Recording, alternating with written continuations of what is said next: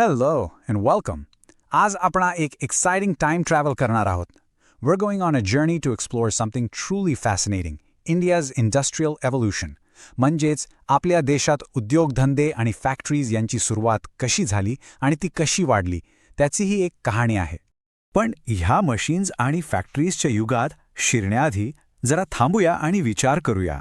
Have you ever wandered की या सगळ्याच्या आधी इंडियामध्ये वस्तू कशा बनवल्या जायच्या आणि मग जेव्हा पहिली फॅक्टरी आली सगळा कसा बदलून गेला? हाच प्रश्न आज आपल्या एक्सप्लेनरचा गाभा आहे. Okay, let's dive in. हा स्टोरी समजून घेण्यासाठी आपण तिला 5 इम्पॉर्टंट पार्ट्समध्ये बघणार आहोत. First, will start with a tale of 2 systems. Then will look at the first Indian factories. त्यानंतर आपण अ वर्ल्ड ऑफ इन्फ्लुएन्स पाहूयात.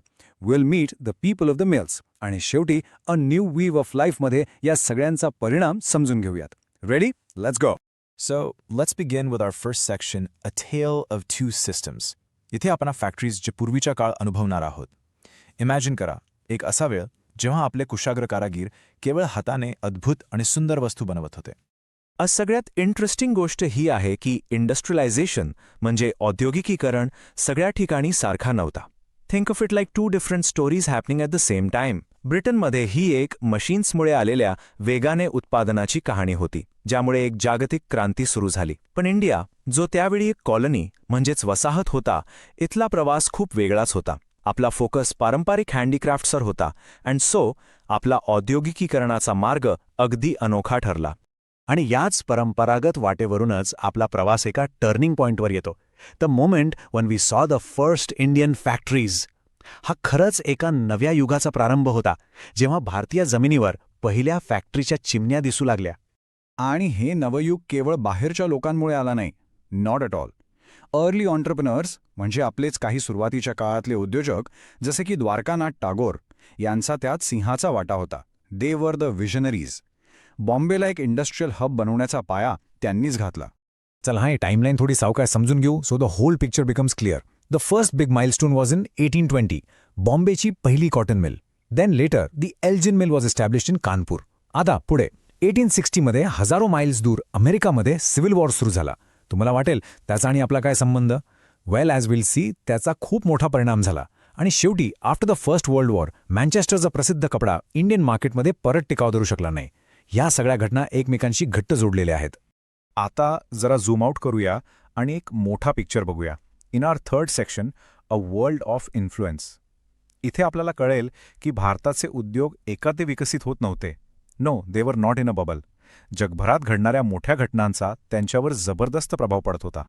हा बार चार्ट एक ड्रमॅटिक स्टोरी सांगतो. Look here. 1860च्या आधी इंडियाकडून इंग्लंडला होणारी रॉ कॉटनची एक्सपोर्ट म्हणजे निर्यात तुलनेने कमी होती. पण जेव्हा अमेरिकन सिव्हिल वॉर सुरू झाला, अमेरिकाकडून ब्रिटनला जाणारा कॉटन सप्लाय सडनली स्टॉप्ड. अचानक ब्रिटिश मिल्सला एका नव्या सोर्सची गरज निर्माण झाली. And where did they turn? त्यांची नजर इंडियावर पडली. जस्ट लुक ॲट दिस बार. तुम्ही पाहू शकता की युद्धाच्या काळात आपली कॉटन एक्सपोर्ट किती झेपाट्याने वाढली. It's a massive jump. अजून एक global event, the first world war, त्याचाही खूप मोठा परिणाम झाला. या युद्धाने ब्रिटनची औद्योगिक ताकद कमी केली. आफ्टर द वॉर एक काळचा डॉमिनंट म्हणजे वर्चस्व ठेवणारा मँचेस्टरचा कपडा भारताच्या वाढणाऱ्या फॅक्टरीजपुढे स्पर्धेत टिकू शकला नाही. म्हणजेच या जागतिक संघर्षाने अनपेक्षितपणे इंडियन इंडस्ट्रीजना वाढण्याची एक मोठी संधी, अ ग्रेट ऑपॉर्च्युनिटी निर्माण करून दिली. आपण फॅक्टरीज आणि ग्लोबल इव्हेंट्सबद्दल बोललो, पण त्या लोकांचं काय जे ह्या सगळ्याचा हिस्सा होते? In section 4, the people of the mills, we are going to focus on the people inside the factories. कामगारापासून ते त्यांच्यावर देखरेख ठेवणाऱ्या अधिकाऱ्यांपर्यंत. आता 2 महत्त्वाचे रोल समजून घेऊ. पहिला, the gomasta. So who was a gomasta? Think of them as officials appointed by the East India Company. त्यांचं काम वीवर्सवर म्हणजे विणकरांवर देखरेख ठेवणे, कपड्याची क्वालिटी तपासणे आणि तयार माल गोळा करणे हे होते. एक प्रकारे they were the company's eyes and ears on the ground, making sure they had direct control over all production. दुसरा की फिगर होता द जॉबर.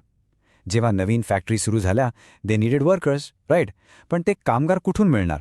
हेच काम जॉबर करायचा. तो गावाखेडे जाऊन लोकांना शहरात नोकरीचा वचन देऊन आणायचा आणि मिल्समध्ये कामाला लावायचा. इन अ वे तो गाव आणि फॅक्टरी यामधले एक अत्यंत महत्त्वाचा दुवा, अ क्रुशियल लिंक बनला होता. आणि शेवटी गिल्ड्स. नाव ह्या काही नवीन नव्हत्या. These were old powerful associations of craftsman and merchants. त्यांचा मुख्य हेतू उत्तम दर्जा कायम ठेवण्याचा होता. Quality control. They supervised production, controlled quality, and sometimes even set the prices. You could say they were the guardians of traditional quality. आता आपण आपल्या शेवटच्या आणि सर्वात महत्त्वाच्या सेक्शनकडे आलो आहोत, जिथे सगळं काही एकत्र येते. A new wave of life. इथे आपण या सर्व बदलांचा भारताच्या सामान्य माणसाच्या दैनंदिन जीवनावर काय परिणाम झाला हे पाहणार आहोत. स्टार, वर्कर्स, वार म्हणजे कामगारांवर या सगळ्याचा खरा परिणाम काय झाला? वेल, फर्स्ट त्यांना अगदी नवीन वर्किंग कंडिशन्सना सामोरे जावे लागले. Life in a factory was disciplined, ruled by the clock आणि पारंपरिक कामपेक्षा खूपच वेगळा होता. सेकंड, एक मोठा बदल दिसून आला जेव्हा लोक आपली पारंपरिक कामे सोडून इंडस्ट्रियल जॉब्स करू लागले. And third, the East India Company began to eliminate existing traders and brokers to establish its own monopoly, म्हणजेच मक्तेदारी. याचा परिणाम ऑफकोर्स अनेकांच्या रोजगारावर झाला.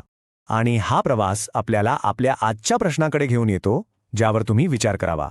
How do these early industrial patterns still shape India's workforce today? शहरांकडे होणारे migration, the nature of factory work, the role of global trade, या इतिहासाचे पडसाद, the echoes of this history आजही आपल्या वर्किंग लाईव्हवर कसे उमटतात? हा विचार करण्यासारखा प्रश्न आहे. Thank you for watching.